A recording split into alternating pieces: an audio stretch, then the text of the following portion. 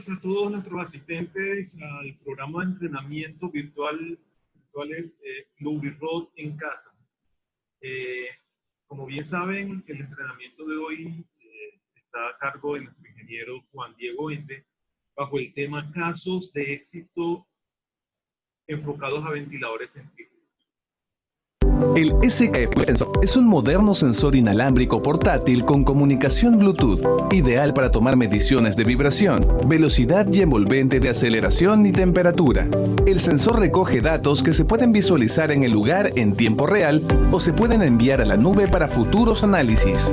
Sus indicaciones sencillas permiten entender la condición de los activos de manera efectiva. Se conecta a aplicaciones compatibles con tablets, smartphones y smartwatches. Es resistente al agua y al polvo, adecuado para usos en entornos peligrosos. Almacene y comparta datos a través de la nube y acceda directamente a los servicios de diagnóstico remoto gracias al Rep Center SKF. Aumente la productividad y la rentabilidad con el SKF Quick Collect. SKF, un mundo de rotación confiable.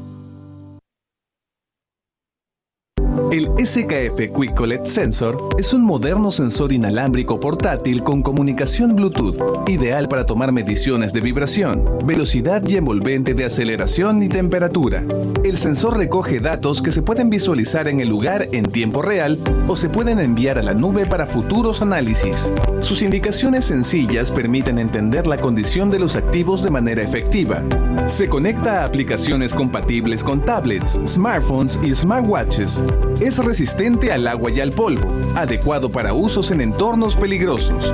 Almacene y comparta datos a través de la nube y acceda directamente a los servicios de diagnóstico remoto gracias al Rep Center SKF. Aumente la productividad y la rentabilidad con el SKF Quick Collect. SKF, un mundo de rotación confiable. Como les dije ahorita, el tema de hoy está basado en casos de éxito enfocado a ventiladores centrífugos. Un tema pues, muy interesante. Hoy nos está acompañando nuestro director técnico, el ingeniero Juan Diego Ende, que va a llevar esta charla con toda la experiencia que él tiene. Juan, buenos días, ¿cómo estás? ¿Cómo te ha ido? Muy buenos días a todos, muchas gracias por su asistencia al día de hoy. Entonces vamos a iniciar esta mañana. Yo les quiero comentar en primer lugar entonces que si bien es una charla donde vamos a mencionar un par de casos de éxito en los cuales hemos estado trabajando, vamos a seguir también con la visión que tuvimos al arrancar con el tema de ventiladores. Ok, entonces, como les venía diciendo, este es un tema de detección y de posible corrección, como vamos a verlo en algunos casos de éxito, pero también es importante que nos contextualicemos con las fallas. Ya habíamos visto fallas por desalineación, estábamos viendo las fallas por desalineación, aquí el cuidado que hay que tener con los acoples hidráulicos, tenemos las fallas por desbalance. Ahora no funcionar el desbalance. Aquí está pasando el desbalance, entonces cómo perforaciones tan pequeñitas pueden causar fallas catastróficas,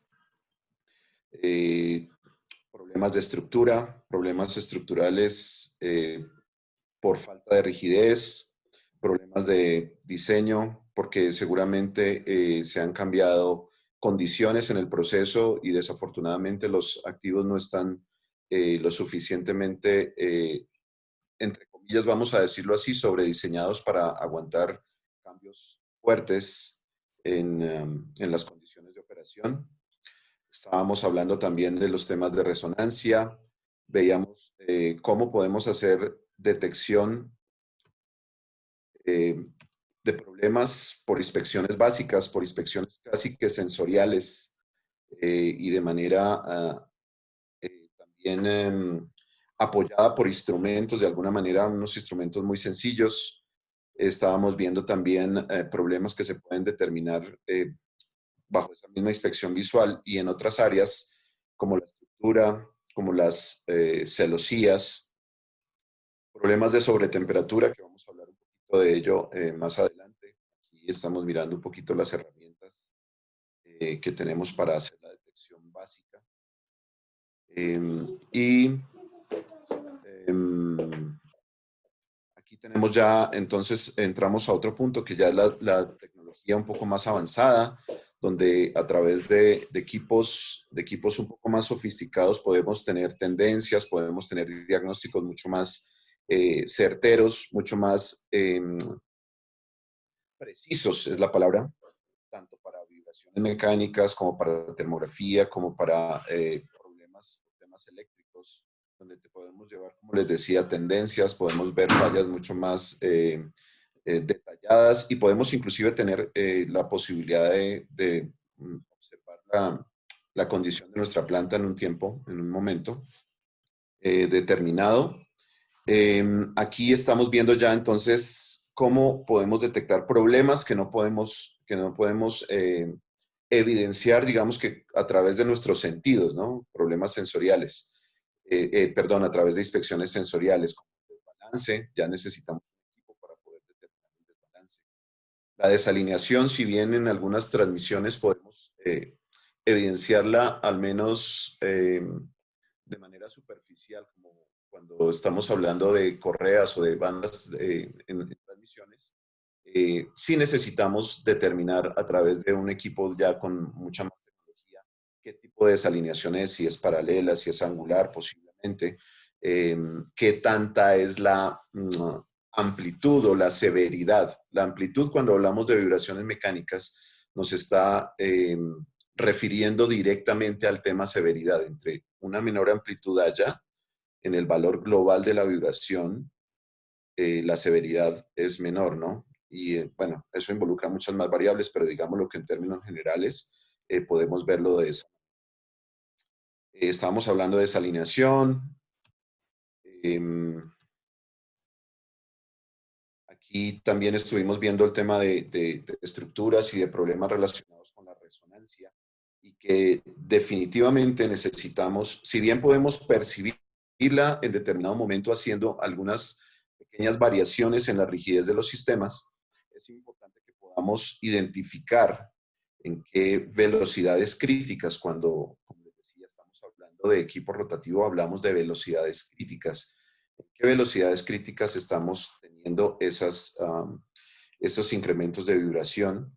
Vuelvo y les digo, es muy importante que cuando detectemos esas velocidades críticas, nuestros equipos no estén girando bajo una constante en velocidades cercanas al 15 o 20% hacia arriba o hacia abajo de esa velocidad que hemos identificado como crítica.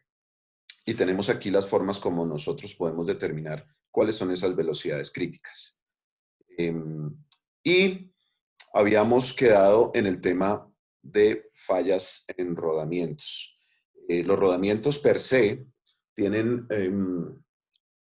la posibilidad de mostrarnos, quisiéramos decirlo de esa forma, si bien podemos detectar la amplitud o la severidad de la vibración que se da por una falla intrínseca del rodamiento, se han desarrollado tecnologías que en sí mismas nos permiten capturar frecuencias relacionadas específicamente con la excitación que se produce sobre ellas de manera específica.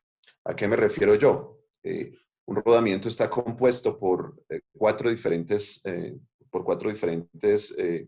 partes, digámoslo de esa forma, en su constitución. Uno es, como les mencionaba, la pista interna, el otro es la pista externa, el otro son los elementos rodantes y el otro es la canastilla.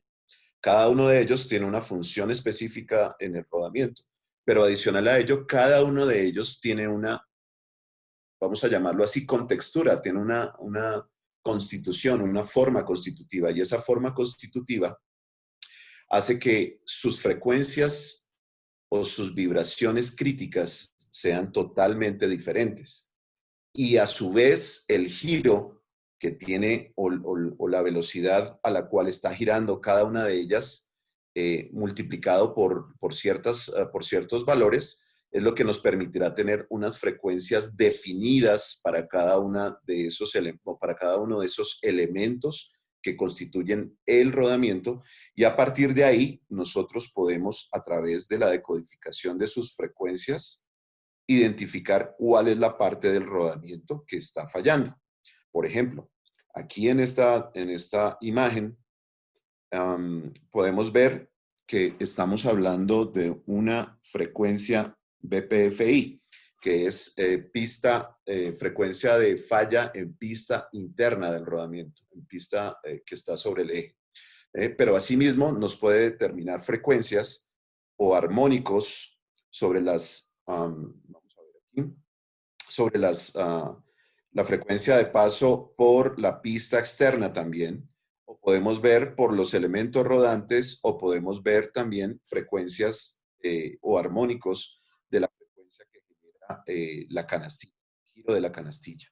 Así entonces es como nosotros podemos de una u otra manera determinar si es el rodamiento o si, como vimos en las pasadas diapositivas, es algún otro componente el que nos está generando una vibración o una, vamos a llamarlo de esta forma, anomalía en el equipo, que al final la anomalía lo que nos va a conducir es una pérdida funcional que más adelante nos va a ocasionar una falla funcional y a su vez, posiblemente si no la logramos atacar en su momento, obviamente una falla catastrófica, como los ejemplos que veíamos al comienzo.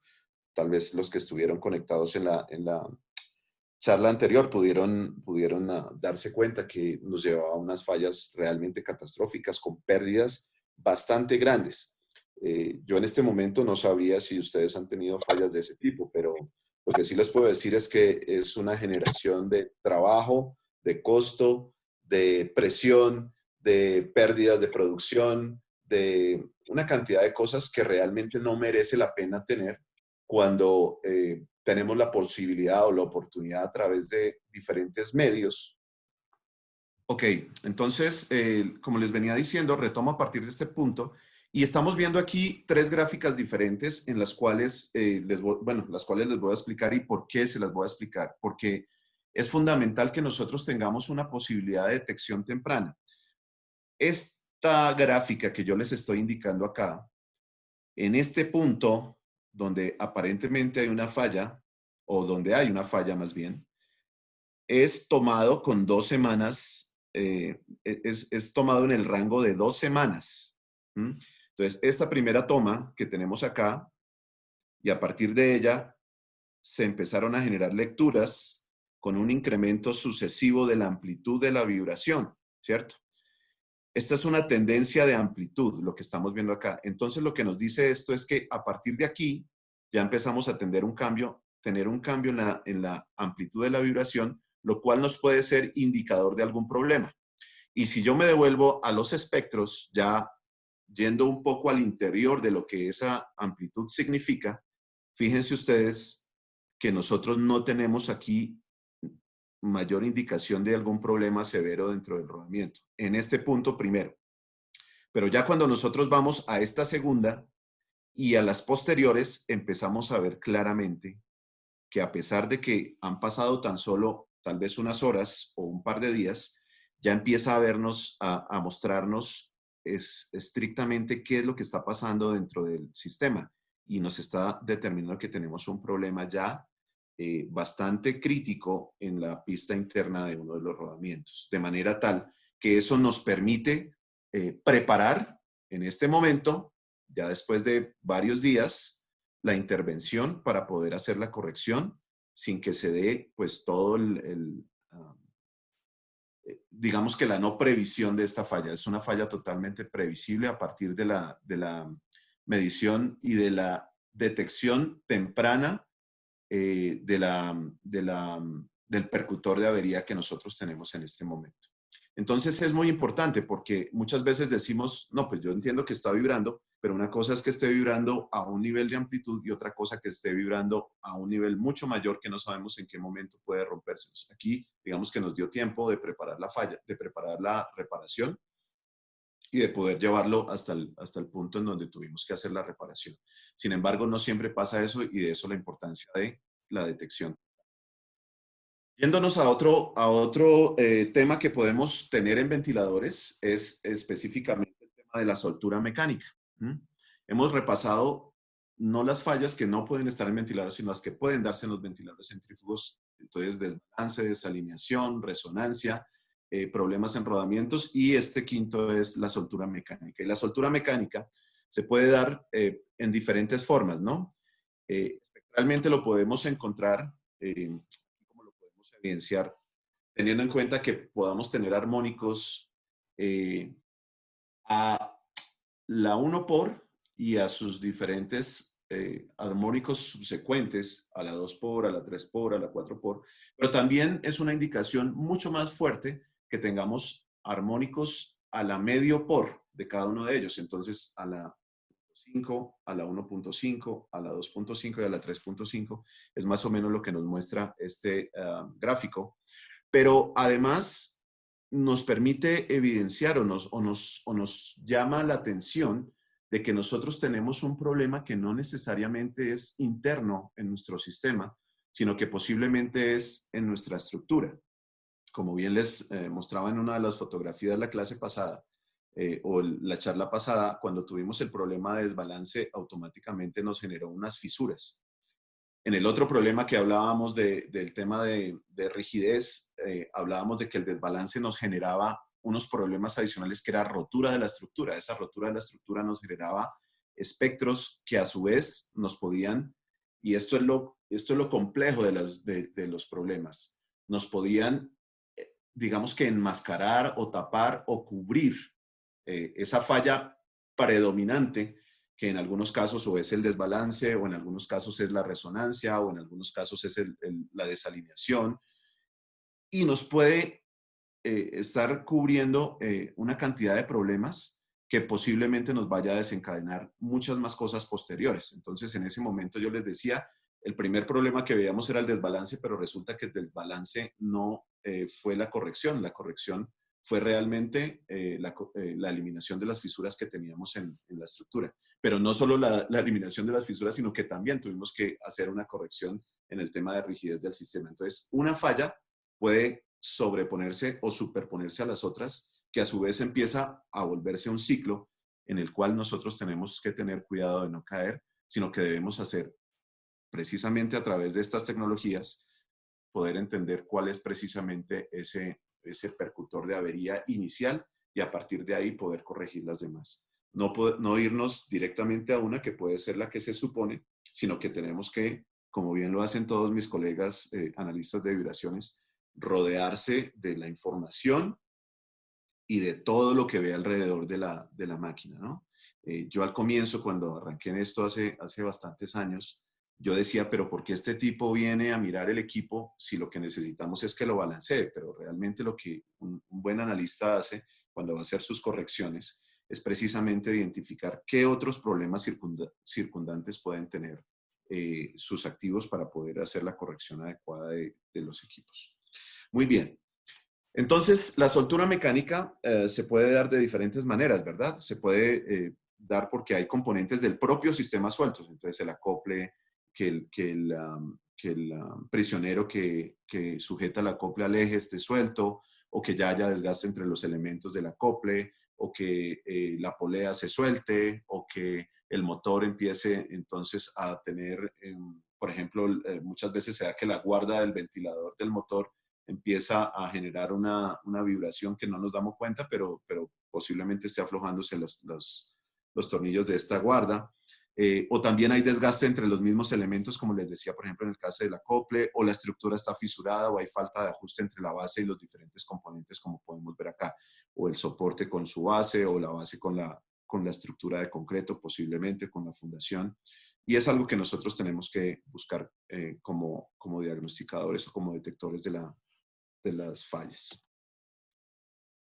Para ello, entonces, se han generado muchas formas de detectar, ¿no? Ha habido el desarrollo de muchas tecnologías, aunque aún así sin tecnología nosotros también podemos detectar. Sí se ha desarrollado muchas ayudas para cada uno de los posibles fallas que se puedan llegar a presentar. Y es aquí donde quiero resaltar el tema de que es mejor anticiparse, es mejor hacer o predecir esa falla antes de que nos ocurra, porque nos permite precisamente estar preparados para ello. Y no necesariamente vamos a utilizar equipos de última generación o de última tecnología para hacer esa detección. Y aquí tenemos en esta pirámide, digamos que una tendencia de qué es lo que normalmente uno monitorea y de qué manera lo monitorea, ¿no? Entonces, en la punta de la pirámide, pues obviamente cada uno de nuestros procesos hay equipos lo suficientemente críticos, bien sea definida esta criticidad o bien por el costo de los activos, o bien sea por su participación dentro de la línea, o por su, valga la redundancia y entre comillas, criticidad dentro del proceso, que si ese equipo sale, pues definitivamente ya no hay cómo reponer o echar a andar nuevamente el proceso. Y ellos son los que realmente requieren una atención, pero de última generación, digámoslo de esa forma. Entonces se utiliza ya un monitoreo de vibraciones con unas rutas establecidas, o incluso, y dependiendo la posibilidad, pudiera llegar a tener una detección en línea, ¿no? Entonces es tener esto mismo, digamos que unos sensores que están conectados al equipo, pero que me están mandando información en todo momento y me están permitiendo conocer cuál es el estado de la máquina en un tiempo determinado. Y esto con la posibilidad de tener incluso la oportunidad de tener alarmas que me permiten a mí tomar decisiones, ¿no? Entonces, en el momento en que se dispara una alarma, me emite a mí una alarma, bien sea a mi correo, o bien sea a mi celular, o bien sea a lo que yo tenga, al sistema que yo lo tenga configurado, y me permite determinar que realmente hay un problema que yo tengo que analizar. Pero más allá, yo tengo la posibilidad en ese mismo momento de poder hacer el análisis a través de mi herramienta o mi software de análisis, si tengo la posibilidad de hacerlo, o si tengo una empresa que me controla esa tecnología, lo podemos hacer, como en nuestro caso tenemos la posibilidad de hacerlo desde nuestro centro de diagnóstico remoto.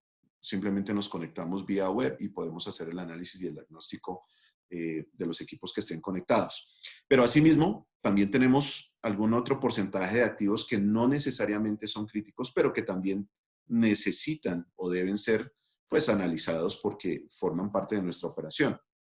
Si bien pueden ser cambiados o si bien pueden ser reparados muy fácilmente, es necesario tenerlos presentes para poder tener una operación confiable y tranquila, digámoslo en esos términos, en donde podemos hacer uso de tecnologías básicas, de tecnologías sencillas, en donde estamos hablando, por ejemplo, del Quick Collect, que es el video que Gerardo estaba colocando al comienzo de la charla.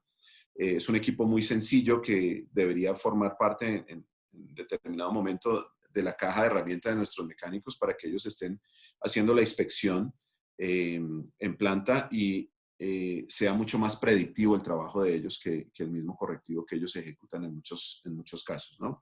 Y esto sumado, por ejemplo, a una lámpara estroboscópica sería ideal, pero ya vamos a verlo un poquito cómo sería esa configuración de kit de inspección básicos para que pudiéramos determinar ciertas fallas posibles o de manera predictiva en nuestros equipos. Y aquí me va a permitir intentar si este video me funciona, y es precisamente para que veamos hacia dónde va el tema de tecnología. No necesariamente tenemos que estar con la última generación, pero sí tenemos que empezar a incorporarnos en este proceso.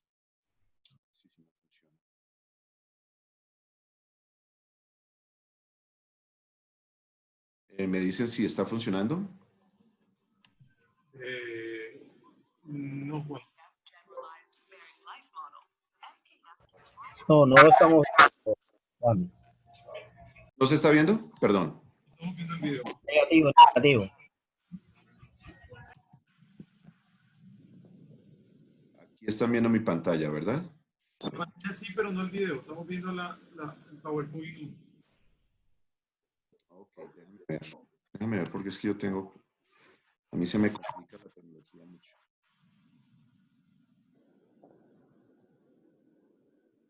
Entonces,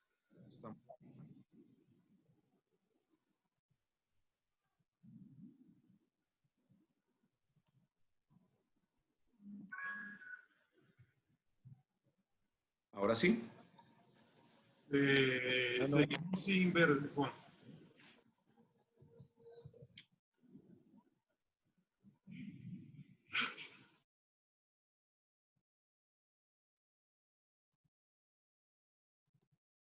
Ahí. Ahí sí. Ok. Entonces, no sé si lo escuchen. No.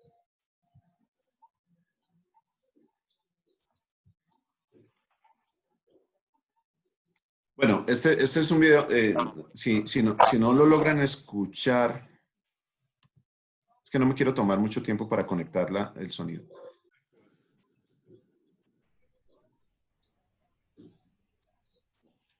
Estamos hablando, básicamente, ahí sí me escuchan a mí, ¿verdad? Mientras lo vamos viendo. Ok, si me escuchan a mí, lo que les voy a tratar de decir qué es lo que está pasando. Lo que está pasando es que necesitamos empezar a detectar de manera temprana qué es lo que está pasando con nuestros equipos. Y básicamente hacia allá es donde apunta la tecnología en este momento. Vamos a verlo entonces porque es muy diciente lo que nos presenta aquí en forma gráfica.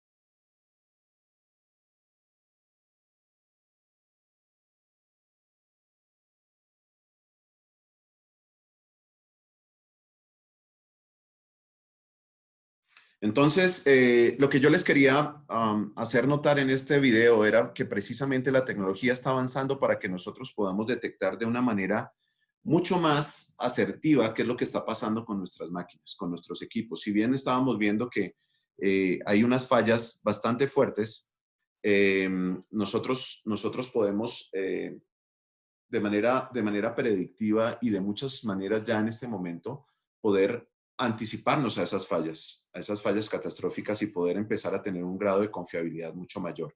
Fíjense ustedes cuando instalaron los sensores en el deportista, y voy a hacer la analogía, instalaron unos sensores, él empezó a correr y al entrenador le iba diciendo qué era lo que estaba pasando en el interior y él le iba a su vez retroalimentando al deportista lo que él estaba viendo para que él lo hiciera, ¿no? Entonces él estaba diciendo, se bajó la velocidad porque la hidratación cayó, entonces él tenía que hidratarse para poder restablecer su condición.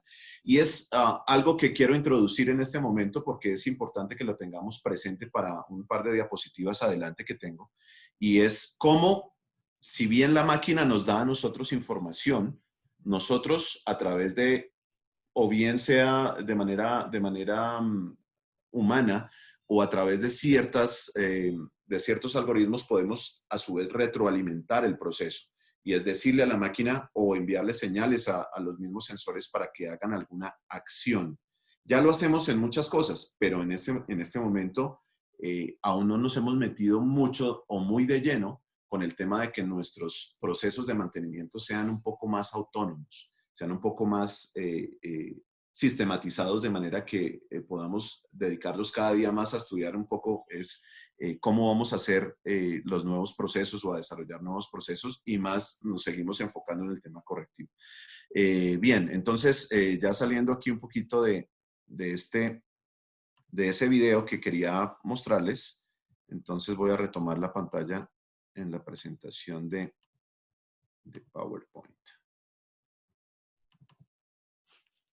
Ahí ya tienen mi pantalla. Sí, Juan, te vemos perfectamente. Bien, entonces, estábamos en este punto.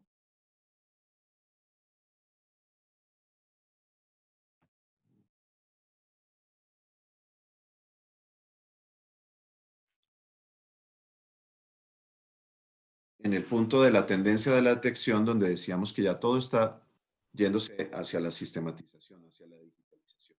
Entonces, ¿qué tenemos nosotros en nuestras fábricas?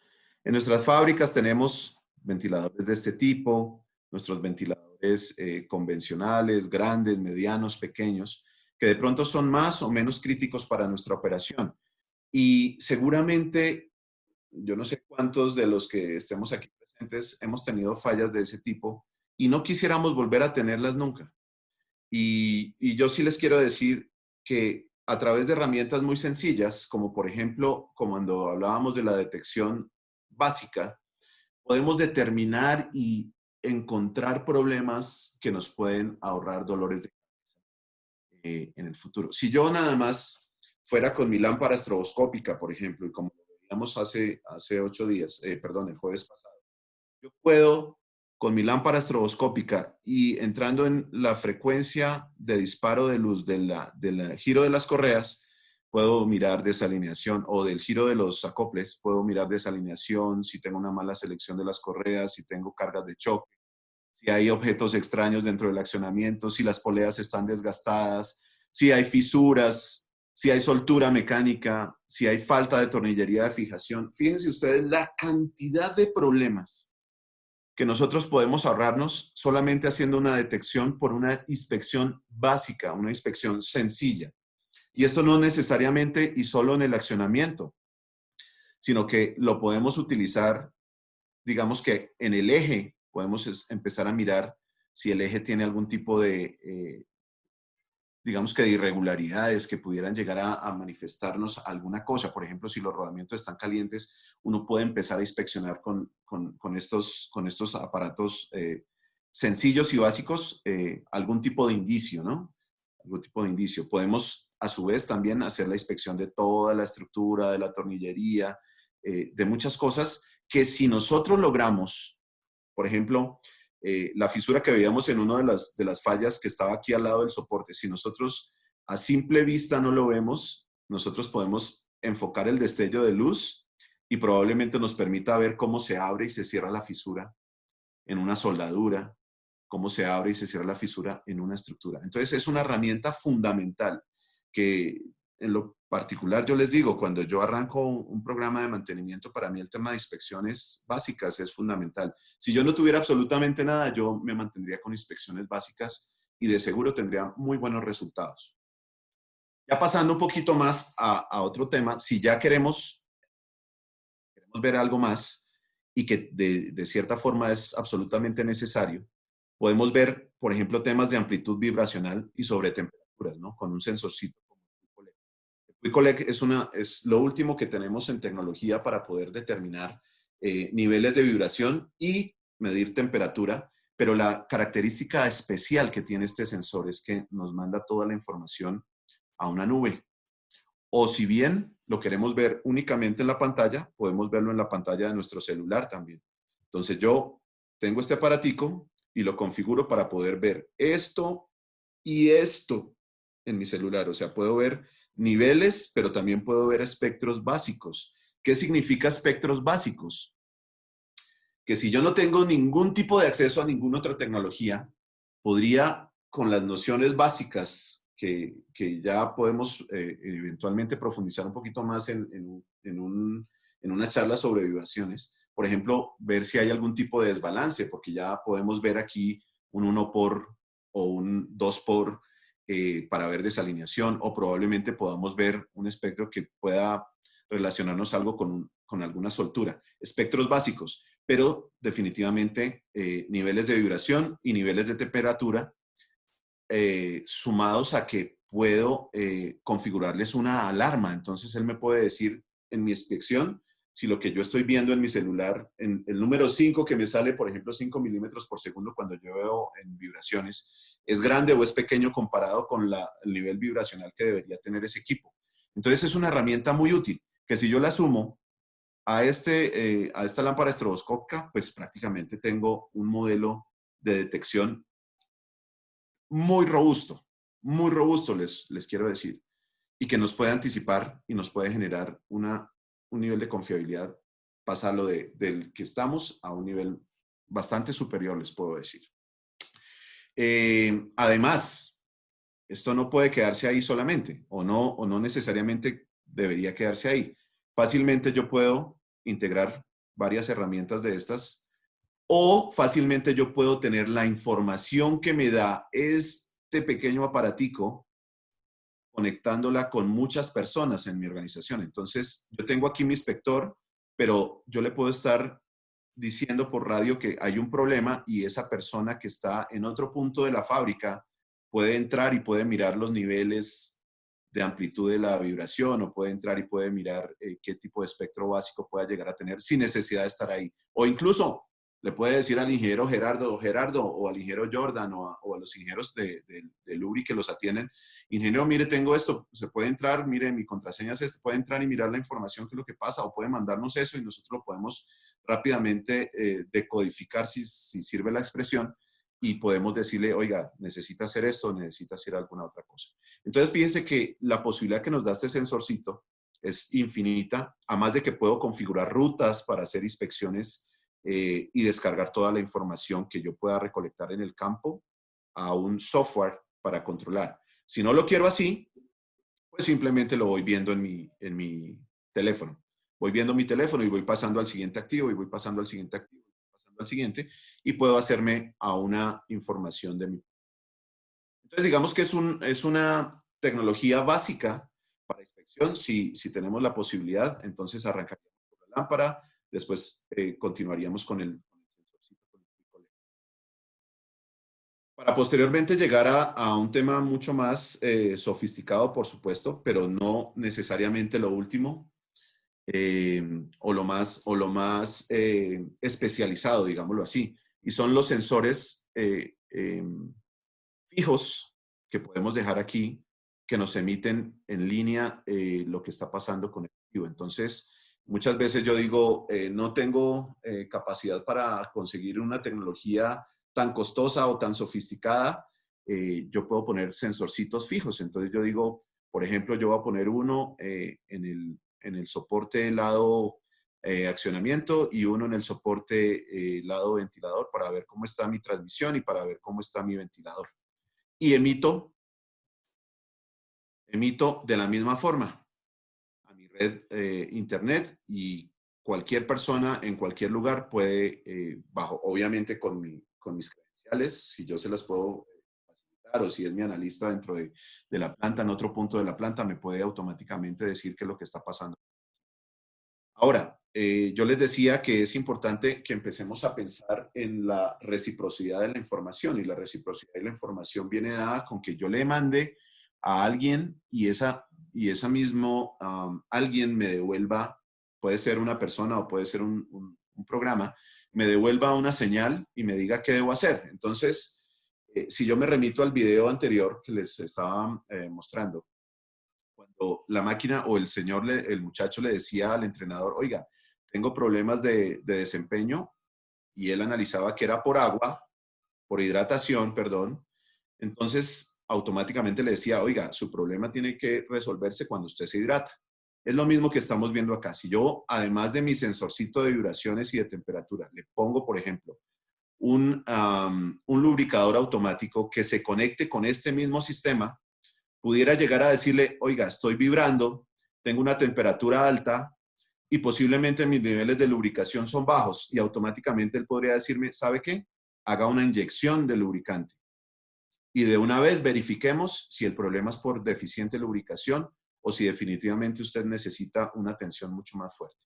Entonces, fíjense ustedes que ya empezamos a hacer una charla, digamos que no convencional entre personas, sino entre sensores, y entre programas, y entre algoritmos. Y esto no es de otro mundo, esto ya está y esto está funcionando en este momento.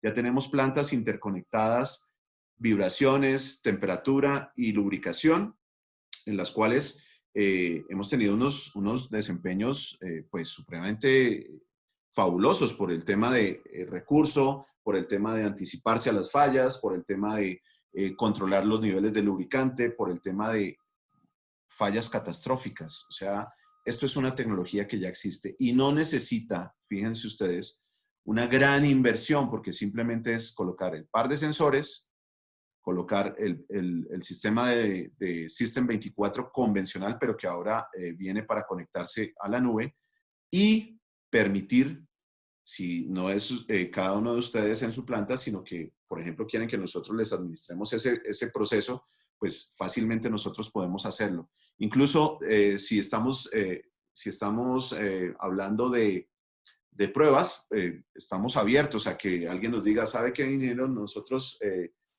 queremos ver cómo funciona esto. Lo conversamos de qué manera podemos viabilizar algún tipo de proyecto piloto, algún try and buy, alguna cosa en la que nosotros podamos evidenciar que realmente son cosas que no son de una alta inversión, pero sí son de un alto rédito. O sea, la rentabilidad que este tipo de soluciones puede darnos en términos de confiabilidad es muy alta y en términos de producción de plantas. Pasando a algo que yo les quiero recalcar es lo siguiente. ¿Para qué? Estamos hablando de un sistema de lubricación automático sencillo, básico, monopunto, que yo pongo en una sola chumacera.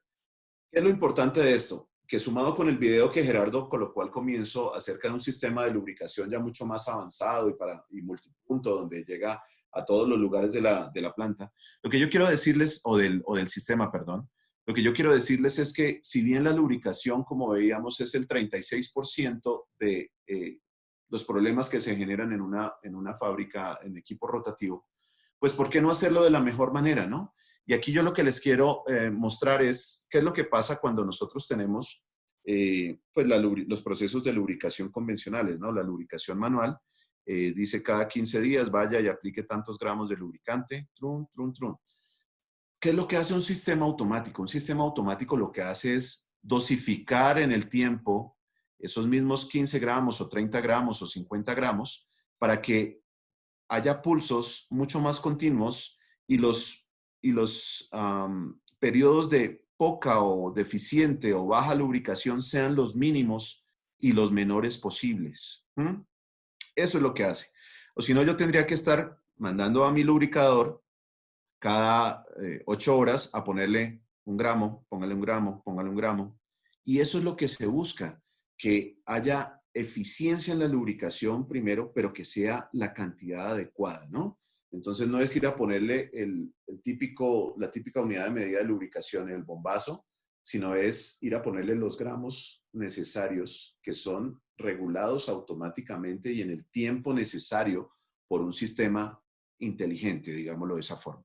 Y que si bien es inteligente, voy a adelantarme un poquito, si bien es inteligente, bien lo podemos conectar con nuestro sistema de monitoreo de vibraciones, como yo les decía. Y es que nos diga en qué momento se está quedando sin lubricante para que ese sistema de lubricación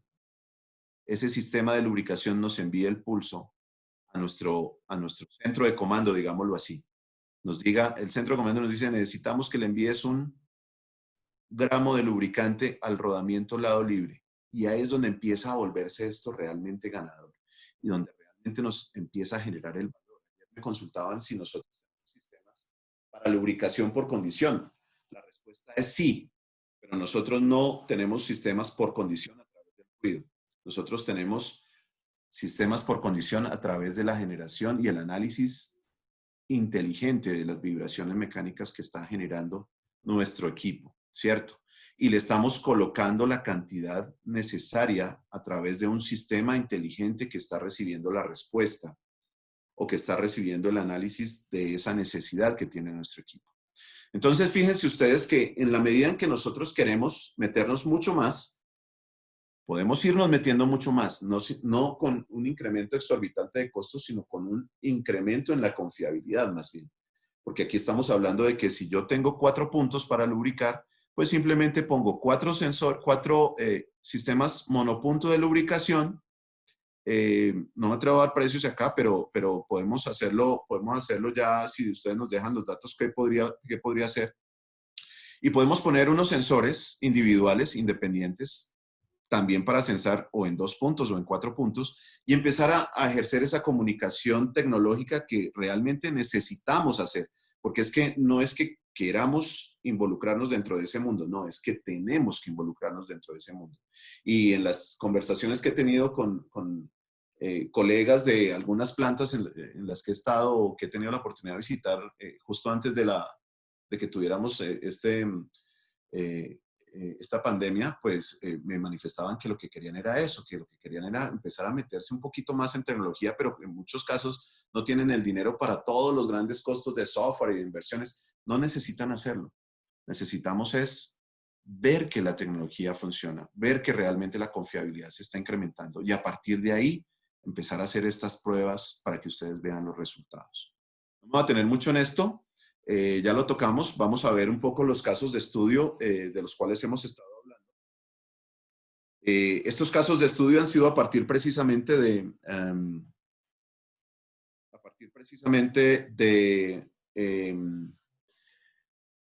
de algunos análisis de vibraciones que se han quedado inclusive cortos en determinado momento y que nos ha llevado a hacer análisis adicionales como los que le manifestaba de análisis de ODS, que ya vienen a hacer análisis de tipo estructural, análisis de resonancia, análisis de otro nivel en donde hacemos inclusive simulaciones, ¿no? Entonces, bueno, este primer caso no lo es, pero sí aquí había un problema. Dice que había deslizamiento del 1.7 de las correas en B sobre las poleas. Eso significa que había una pérdida de energía anual de aproximadamente en su momento $1,400. Eso fue hace unos 2 años. Y la disminución del ciclo de vida de las correas en las cuales había al menos un cambio al año, ¿cierto? No fue 2 años, 3 años, para ser más preciso. Y disminución de la eficiencia en la transmisión estaba más o menos del 95 al 98%. Eso lo que estaba generando, pues obviamente era una sobrecarga en el eje y en los rodamientos. ¿Por qué? Porque al sentir que había deslizamiento o al ver que mi sistema no estaba haciendo su accionamiento normal, por ejemplo, si era para mover un volumen de aire, la presión se caía o el flujo era insuficiente, etcétera. Yo lo que normalmente haría sería tensionar correas para que haya un mejor agarre, pero al tensionar las correas o al sobretensionarlas más bien, lo que estamos haciendo es sobrecargando los rodamientos y obviamente generando una fatiga adicional en el eje. Básicamente, y aquí podemos ver prácticamente eso, la carga radial aplicada a los rodamientos proviene pues de la tensión de las correas y del peso de las poleas. Y esto es fundamental, este pequeño concepto, porque muchas veces nosotros no tenemos en cuenta que al sobretensionar, como les decía, estoy induciendo una carga adicional, pero además tengo que ver qué tan antiguas son las poleas, porque las poleas antiguas venían incluso sobredimensionadas y en unos materiales bastante pesados. Y eso es una carga energética adicional que tiene el accionamiento. Y nosotros muchas veces no lo tenemos. Cuando nosotros calculamos accionamientos o cuando en lo convencional se calcula el accionamiento, lo que se dimensiona es la cantidad de correas y el perfil que vamos a utilizar basados en la potencia que tenemos que mover, pero no estamos pensando en los otros adicionales que están alrededor. Y aquí vamos a ver lo que es fundamental. Cuando nosotros tenemos el tema de poleas, tenemos que tener en cuenta el peso de las poleas. Entonces, ¿qué se hizo en este caso? En este primer caso que vamos a revisar acá, lo que se hizo, pues claramente fue el recálculo de la transmisión en la conversión a transmisión sincrónica para garantizar que no hubiera ese deslizamiento en principio. Lo segundo que se hace es hacer un montaje de la transmisión utilizando un soporte técnico adecuado, pero adicional a ello, unas herramientas adecuadas. Y aquí cuando yo hablo de herramientas adecuadas, estoy hablando de qué utilizamos para alinear el accionamiento. Pero segundo, qué utilizamos para tensionar las correas, ¿no? Entonces, no es lo mismo tensionar con el dedo gordo que tensionar cuando tengo un medidor de carga o cuando tengo un medidor de frecuencia, ¿cierto? para poder dar la atención adecuada. Entonces se hicieron estos pasos y se consiguió algo muy interesante.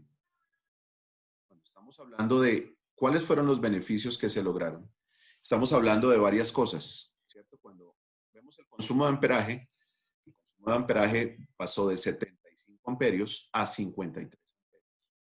Entonces la pérdida de energía que había era impresionante. De entrada, nada más por ello, y yéndonos a esos valores de esa época, estamos hablando que teníamos casi 14 millones de pesos en ahorro solo por el consumo de energía, ¿cierto? Cuando estamos hablando de deslizamiento, entonces ese costo de energía lo estamos discriminando en varias cosas. Fíjense ustedes lo importante que es el peso de la transmisión. Cuando estamos hablando de que al reconvertir esas poleas por unas nuevas, por un juego nuevo, ya en unos materiales diferentes como los que tenemos hoy día, gracias a la tecnología, estamos hablando de que el ahorro era casi el 70% solo por peso, ¿verdad? El ahorro por deslizamiento y el ahorro por procedimientos, cuando estamos hablando de procedimientos, la desalineación y la mala tensión, pues obviamente generan una pérdida de energía.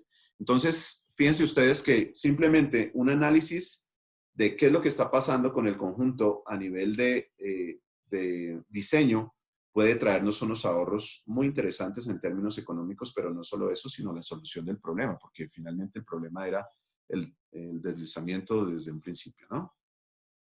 Vamos, aquí un retorno de inversión, pues, bastante importante. Estamos hablando de que simplemente el cambio fue de un valor irrisorio comparado con los ahorros que se estaban generando a lo largo del tiempo. Otro caso muy interesante, sobre temperaturas en rodamientos. Las sobretemperaturas, como les hablaba al comienzo, pueden darse por muchas cosas. Aquí un análisis básico, digamos, de sobretemperatura.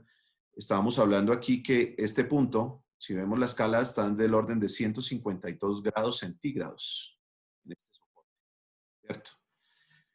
Entonces, esto es un ventilador de un enfriador. Un enfriador es un ventilador que está suministrando aire para enfriamiento de material caliente.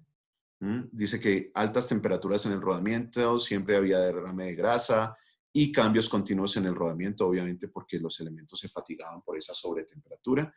Fue muy sencillo determinar cuál era la solución. Simplemente se hizo el análisis del lubricante y a partir de ese análisis se determinó que se necesitaba hacer un recálculo de grasa y un recálculo en las frecuencias de la lubricación para ese punto. Y se determinó la instalación de 2 lubricadores automáticos System 24 con un lubricante convencional, pero con unos periodos de relubricación muy bien determinados y muy bien calculados. Al final, entonces, tenemos disminución de las temperaturas de operación. Aquí la escala, el punto más alto está en 72 grados, entonces se redujo al 50% la carga de calor que se estaba generando sobre el rodamiento.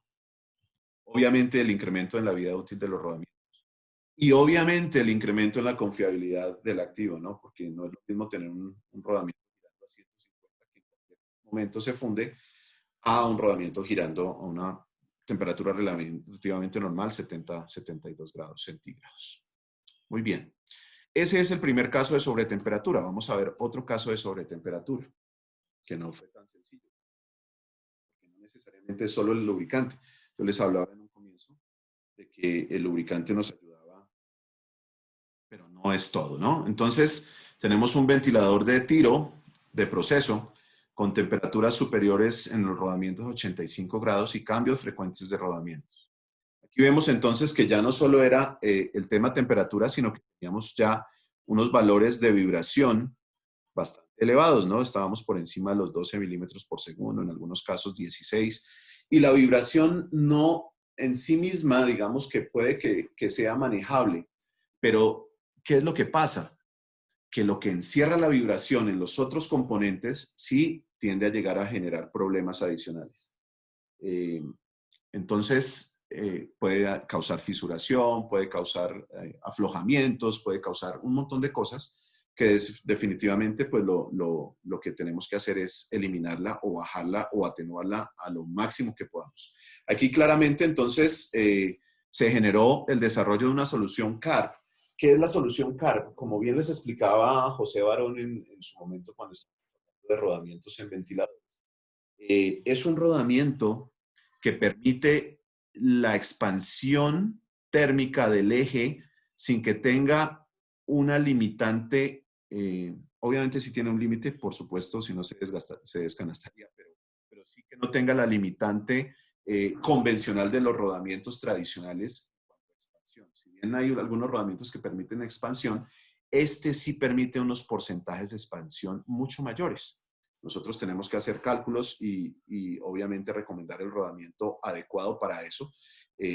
Hay un rodamiento que se queda fijo normalmente y ya lo vamos a ver en el próximo slide, cuál es la configuración, pero hay un rodamiento que necesariamente tiene que quedar con la posibilidad de hacer su expansión. Aquí lo vemos.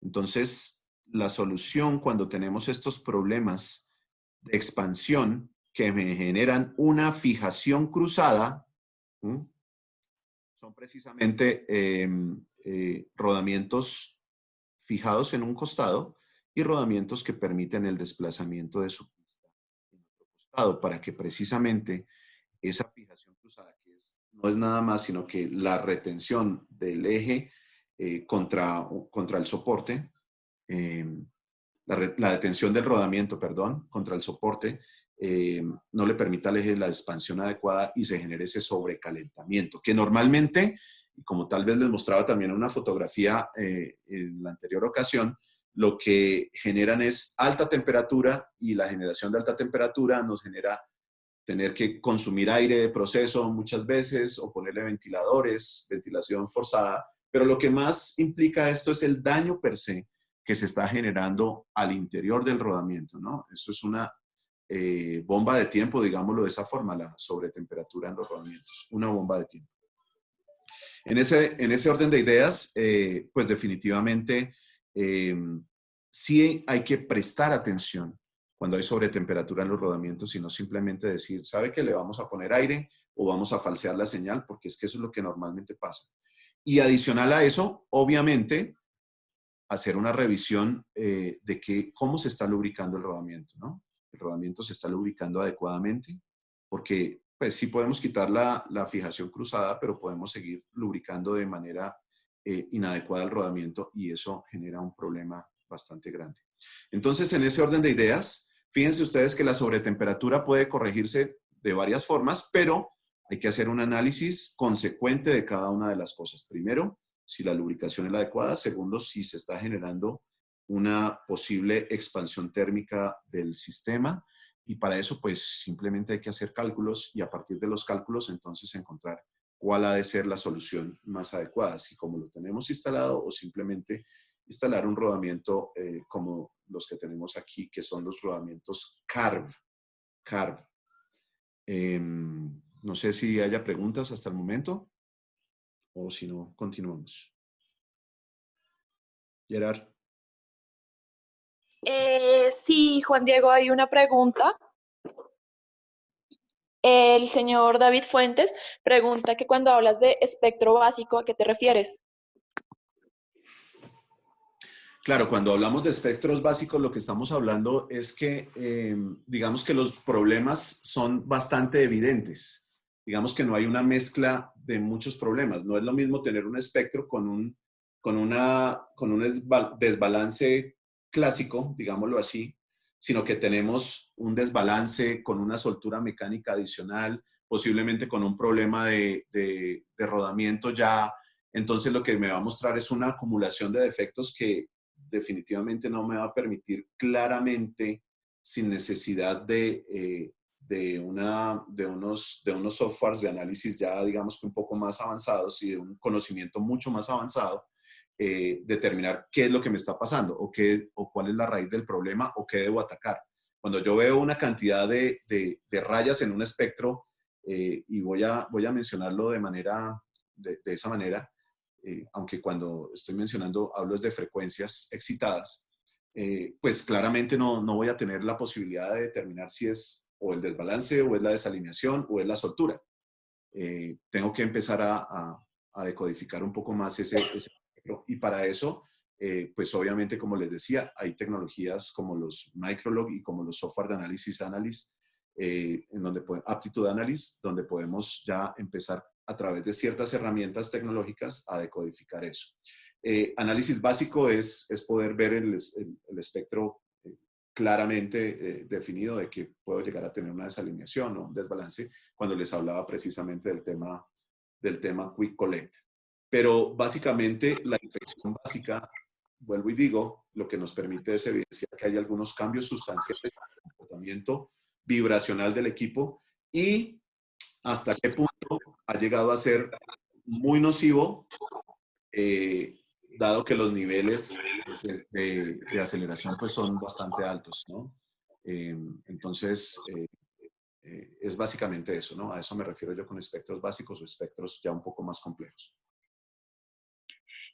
Juan Diego, hay otra pregunta del señor Alfonso Ballestas. Pregunta que cómo se calculan las frecuencias de fallas en los componentes de los rodamientos. Bueno, dependiendo cada rodamiento, hay algunas formulaciones que vienen en algunos manuales. Entonces, cada una de esas frecuencias de falla, la frecuencia de falla de elementos rodantes, de pista interna, de pista externa y de canastilla, tienen unas fórmulas propias de cálculo. Entonces, esas te las podemos compartir si tú quisieras posteriormente a tu correo. Lo que sí es muy importante aquí, y no es tan fácil, es tener la posibilidad de tener la geometría del rodamiento. Entonces, porque ahí te van a pedir el diámetro de los elementos rodantes, la cantidad de elementos rodantes, el espesor probablemente, o el ancho, algunas cosas que ya son de pura geometría, y ahí es donde viene la diferencia, por ejemplo, entre un rodamiento y otro. Entonces, yo no puedo aplicar, por ejemplo, si estoy hablando de un software de análisis, probablemente me dice que la frecuencia de falla del rodamiento en la marca tal es una y en la marca tal otra es otra. Y tiene toda la razón, porque es que las geometrías de los rodamientos, por lo menos en su parte constitutiva interna, son propias de cada rodamiento. Yo no puedo, y voy a tener que mencionar marcas aquí, yo estoy seguro que en términos de forma y de geometrías intrínsecas de un elemento rodante de un rodamiento SKF no es igual a un rodamiento FAG, ni es igual a un rodamiento Timken, ni es igual a un rodamiento de alguna otra marca. Cada fabricante, precisamente para mejorar o para cumplir con ciertas condiciones, ciertas normas, adecua sus elementos y su geometría interna para poder cumplirla. De ahí que las frecuencias sean diferentes para cada marca de rodamiento, para cada tipo de rodamiento inclusive, ¿cierto? Pero las fórmulas, digamos que sí son estándares, las podríamos ver ya en detalle y específicamente para ese caso. Juan Diego, el señor David Fuente va a activar el micrófono para hacerte una pregunta. Sí, adelante. Muy buenos días. Hola, David. Es que con referencia a los sensores, que pues me causó un poquitico de curiosidad, y veo que es una muy buena herramienta.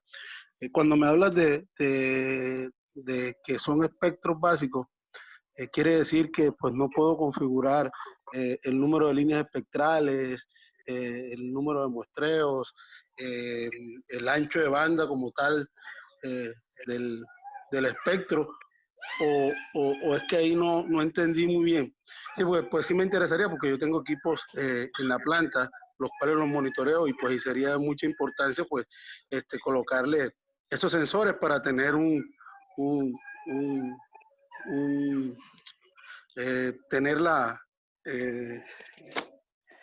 un control en línea. Entonces quería saber si de pronto se puede jugar con ese o ya vienen predeterminados. No, Bueno, se nos va a cortar, David.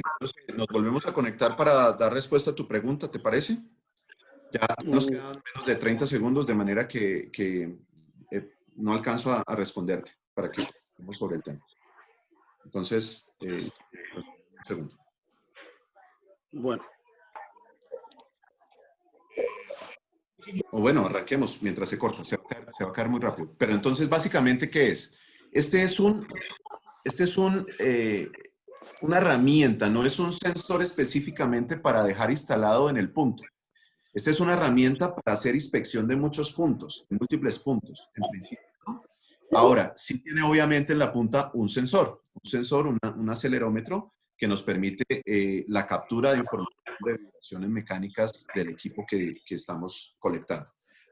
Yo en la pantalla claramente sí puedo tener espectro, lo que pasa es que tengo dificultad, por ejemplo, si estoy en un celular. ¿Qué es lo que pasa? También tengo la posibilidad, inclusive, digamos, cuando yo me refería a espectros básicos, esa es la posibilidad que yo tengo de tener mi celular, ¿no? Cuando yo veo en mi celular, pues no me queda muy fácilmente determinar o hacer movimientos del cursor, inclusive para poder empezar a hacer un análisis mucho más avanzado. Ahora, eso no significa que yo no pueda configurar hasta cierto punto la cantidad o la resolución de cada punto de vibración a través de el ingreso a una plataforma virtual. Por eso yo coloqué aquí, digamos que en esta misma diapositiva, si ustedes me están viendo, coloqué aquí ya que puedo inclusive manejar mi software a través de una plataforma, que no me da todas las prestaciones que me da un software avanzado de análisis de vibraciones. Seguro que sí, pero que sí puedo hacer configuraciones, inclusive yo puedo hacer configuraciones dependiendo la velocidad, dependiendo el tipo de equipo, de unas alarmas predeterminadas por ISO. Entonces es una herramienta que sí me permite ver, que sí me permite hacer análisis, pero vuelvo y te digo, no análisis tan detallados, en donde yo pueda inclusive, por ejemplo, hacer filtros pasabandas, donde yo pueda obtener de pronto análisis de envelopment profundas, pero sí puedo hacer algún tipo de análisis básico, intermedio, y si yo tengo la capacidad y el conocimiento como analista de poder decodificar, digamos que frecuencias, no tendría ningún problema en determinar algún tipo de problemas en la maquinaria. Vuelvo, insisto, se necesitaría ya un software mucho más avanzado para poder determinar cosas que ya se salgan del entorno básico de los problemas tradicionales, pero no necesariamente quiere decir que no puedas utilizarlo para detectar problemas en maquinaria y poderlo ver en forma espectral. No sé si fui claro con mi respuesta, David. Sí, estaba, me confundí, pensé que era una especie de sensor que se conectaba a la máquina. Ese es prácticamente un lápiz de vibraciones, ¿no?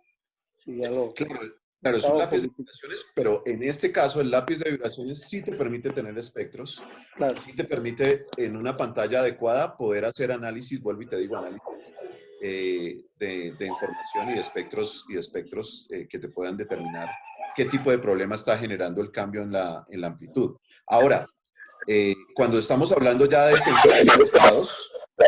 sensores instalados en la máquina, tengo esta posibilidad también, que son los IMX1 o los Datafly. Son sensores que son monopunto, digámoslo así, y que yo los puedo dejar instalados en el sitio y ellos me transmiten también temperatura y me transmiten señal de vibración a un software, a la plataforma de software convencional. Entonces, por ejemplo, si yo estoy hablando de equipos SKF, mi analizador o colector de información es un Microlog, por ejemplo, y me descarga en una aptitud, también me descarga en un aptitud, en el mismo aptitud que yo tengo la posibilidad de usar para mis equipos avanzados. Entonces, esto es un monitoreo en línea, por ejemplo. Son sensores monopunto que me generan monitoreo en línea automático y que son muy económicos y muy fáciles de instalar. Y que simplemente necesito una conexión remota para poder tenerlos conectados a un software. Y en el software puedo hacer todo lo que me permite hacer un software de análisis de vibraciones avanzado. ¿Sí? Entonces, estos sí son para instalarse en el sitio. Lo mismo que estos sensores, estos lubricadores automáticos también y me emiten información hacia un software. Entonces, puedo hacer la combinación de estas dos tecnologías, por ejemplo. Son muy sencillos y son muy fáciles de instalar y de proveer también. Bueno, para cerrar el tema ya de casos de estudio, entonces lo que les quería comentar es que hay ocasiones en las que las vibraciones convencionales, la termografía convencional, los análisis eléctricos no nos dan la información suficiente para poder decir qué es lo que está pasando. Y seguimos teniendo temperatura, pero resulta que el nivel de vibración no nos, o el nivel de vibración es medio, pero no nos muestra alguna señal particular de un problema determinado, que es desbalance, o que es desalineación, o que es soltura mecánica. Simplemente nos dice, ahí hay un problema, pero no sé qué es, nos dice la vibración.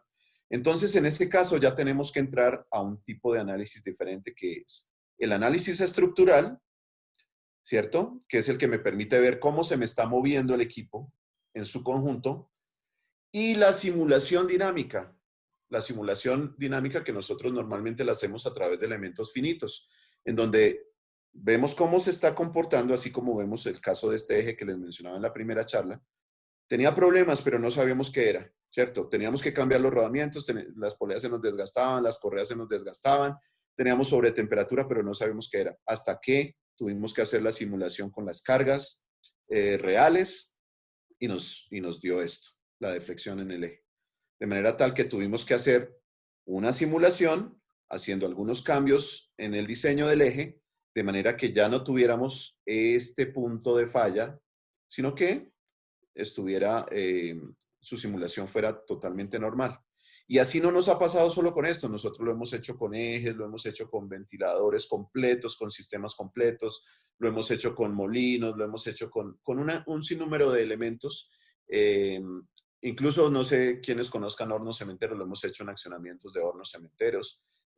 Incluso hemos encontrado algunas dificultades allí. Entonces, yo lo que quiero manifestarles con esto es que podemos encontrar un sinnúmero de dificultades, y ese sinnúmero de dificultades podemos irlas atendiendo o irlas descartando de manera diversa con diferentes tipos de conocimientos y de tecnologías que hoy día tenemos en el mercado.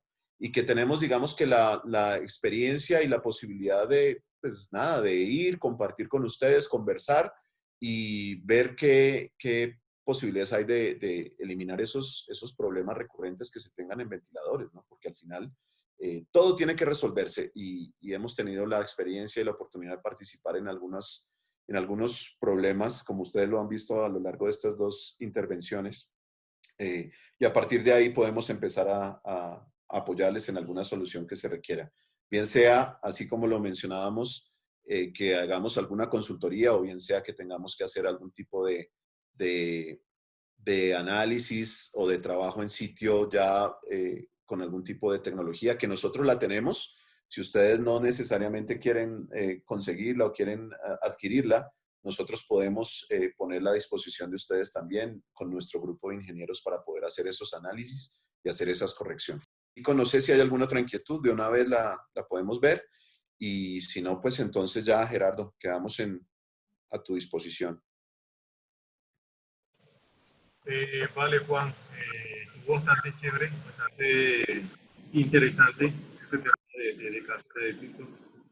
Y es muy cierto, realmente hoy en día debemos ser muy amigos de la tecnología, todo lo que está sacando cada una de las marcas en temas de monitoreo vibracional en tiempo real, mejorando la resolución de espectros, etcétera, y ser perceptibles, poder recibir de buena forma la tecnología que está sacando a nivel mundial en toda la parte de ingeniería mecánica.